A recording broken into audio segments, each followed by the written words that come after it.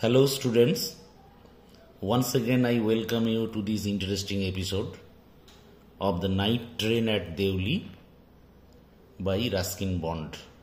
Today we are going to read the concluding part of the short story by the writer. Let us, without wasting any further time, let us get started. I found the owner of the tea stall, a small shriveled up man wearing greasy clothes. আমি সেই চায়ের দোকানের মালিককে খুঁজে বার করলাম।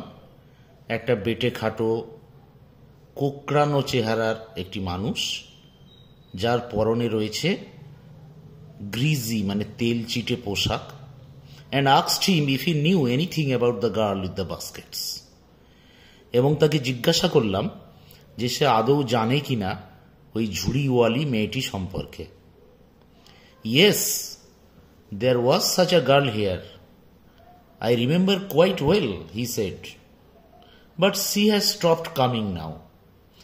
হ্যাঁ, এরকম একটি মেয়ে তো এখানে ছিল, আমার বেশ মনে আছে, সে বলল, কিন্তু সে এখন আসা বন্ধ করে দিয়েছে। Why? I asked. কেন? আমি জিজ্ঞেস করলাম। What happened to her? তার কি হয়েছে কি? How should I know? said the man. She was nothing to me. আরে আমি কি করে জানবো? লোকটি বলল, সে তো আমার কেউ ছিল না। And once again I had to run for the train. তারপরেই ট্রেন ছাড়ার সময় হয়ে গেছে, তাই আমি আবার দৌড়াতে বাধ্য হলাম ওই ট্রেনের দিকে, অর্থাৎ চলমান ট্রেনে আবার লাফিয়ে উঠবে।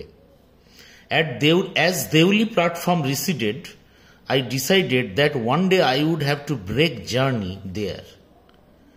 যখন ওই দেউলির প্ল্যাটফর্মটা ক্রমশ পিছিয়ে যাচ্ছিল, আমি স্থির করলাম মনে মনে যে একদিন আমি আমার জার্নি ব্রেক করব, জার্নি বন্ধ করব ওখানে, spend a day in the town, এবং ওই শহরে একটা দিন, পুরো একটা দিন আমি কাটাবো। Make enquiries and find the girl who had stolen my heart, এবং আমি নানা রকমের অনুসন্ধান করব, এবং অবশেষে আমি নিশ্চয়ই ওই মেয়েটিকে খুঁজে বার করব যে আমার হৃদয় চুরি করেছে। Who had stolen my heart মানে যে আমার হৃদয় চুরি করেছে। With nothing but a look from her dark impatient eyes, আর কিছু দিয়ে নয়, কেবলমাত্র তার ওই ঘন কালো অধৈর্য চোখ দিয়ে সে আমার হৃদয় চুরি করেছে। With this thought I consoled myself throughout my last term in college. মনের মধ্যে এই চিন্তাটা নিয়ে আমি নিজেকে সান্ত্বনা দিলাম পুরো টার্মটি জুড়ে, পুরো মেয়াদটি জুড়ে, কলেজের বাকি যে টার্মটা সেই টার্মটা জুড়ে। I went to Dehra again in summer, আবার আমি গ্রীষ্মের ছুটিতে দেহরা গেলাম। And when in the early hours of the morning, তারপর যখন সেই সকালের আর্লি মর্নিংয়ে যখন ট্রেনটি my train drew into Deoli station, যখন আমার ট্রেনটি আবার দেউলি স্টেশনে পৌঁছালো, I looked up and down the platform, আমি প্ল্যাটফর্মের চতুর্দিক তাকালাম, for signs of the girl, মেয়েটির একটি চিহ্ন খুঁজে পাওয়ার জন্যে, মানে মেয়েটির খোঁজ করবার জন্যে। নোয়িং, যদিও আমি জানতাম, I wouldn't find her, but hoping just the same, যদিও আমি জানতাম যে ওই মেয়েটিকে আমি আর খুঁজে পাবো কিনা, এ ব্যাপারে আমার সন্দেহ ছিল, তবুও মনের মধ্যে এই আশা নিয়ে আমি বারবার এদিক ওদিক, প্ল্যাটফর্মের এদিক ওদিক আমি তাকাতে লাগলাম। Somehow I couldn't bring myself to break journey at Deoli. অর্থাৎ যদিও ওই ছেলেটি মনে মনে আশা করেছিল যে একদিন দেউলি স্টেশনে ব্রেক জার্নি করবে, কিন্তু যে কোনো কারণেই হোক না কেন আমি কোনোদিনই ওই দেউলি স্টেশনে আমার জার্নি ব্রেক করতে পারিনি, অর্থাৎ জার্নি থামাতে পারিনি। And spend a day there, এবং একটা দিনও আমি কাটাতে পারিনি। If it was all fiction or film, I reflected, I would have got down and cleaned up the mystery and reached a suitable ending for the whole thing. যদি এটা একটা fiction হতো, যদি একটা অলি গল্প গাথা হতো, অথবা একটা সিনেমা হতো, আমি ভাবলাম I would have got down and cleaned up the mystery, তাহলে হয়তো আমি এই রহস্যটা উদ্ঘাটন করতে পারতাম এবং আমি নিচে নেমে যেতাম। And reached a suitable ending for the whole thing, এবং গোটা জিনিসটার একটা উপযুক্ত পরিসমাপ্তি আমি ঘটাতে পারতাম। অর্থাৎ এখানে ওই ছেলেটি বলছে, অর্থাৎ যাকে আমরা রাইটারের প্রতিমূর্তি হিসাবে গণ্য করতে পারি, সে বলছে যে যদি এটা একটা ফিল্ম হতো, সিনেমা হতো, যদি এটা একটা সিরিয়াল হতো বা কোনো অলিক গল্পগাথা হতো, তাহলে হয়তো এর শেষ পর্যন্ত আমি পৌঁছাতাম বা পৌঁছানোর চেষ্টা করতাম এবং এই রহস্যের উদ্ঘাটন করতাম। I think I was afraid to do this, আমার মনে হয় আমি এটা করবার জন্য ভীত ছিলাম, অর্থাৎ এরকম একটা করতে আমার মন চাইছিল না।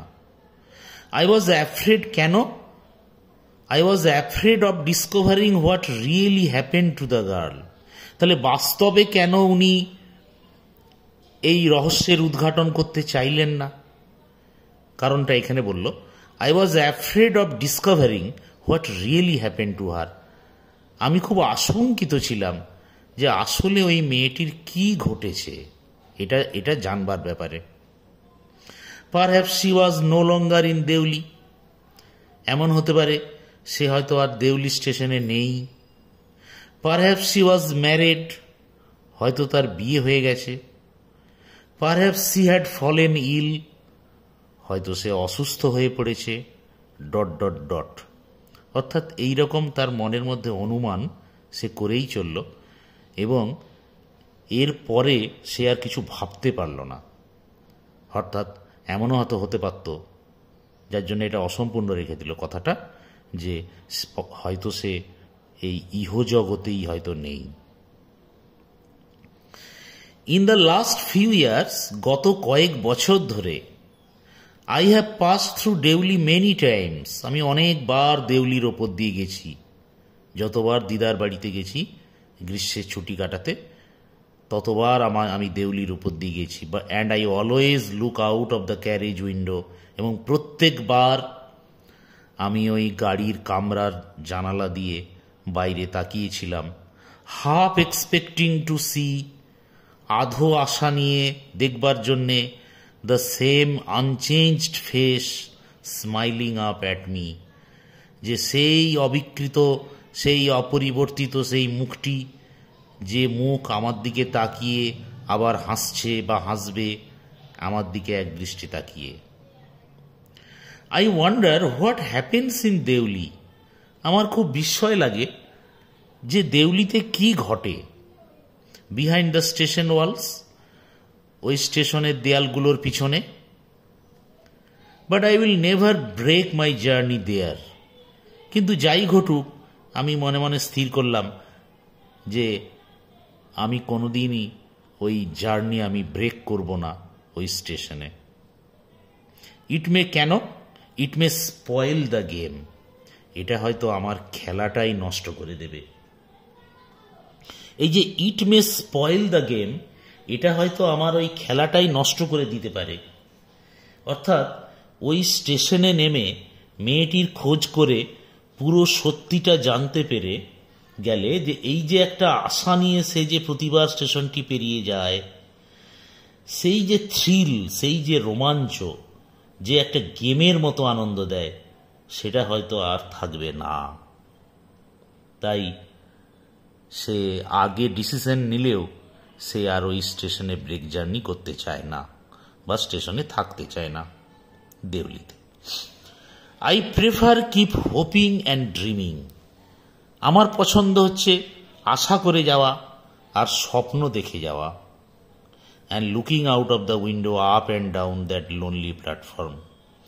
এবং ওই জানালার বাইরে তাকিয়ে এদিক ওদিক তাকিয়ে থাকা ওই নিঃসঙ্গ প্ল্যাটফর্মটির দিকে তাকিয়ে।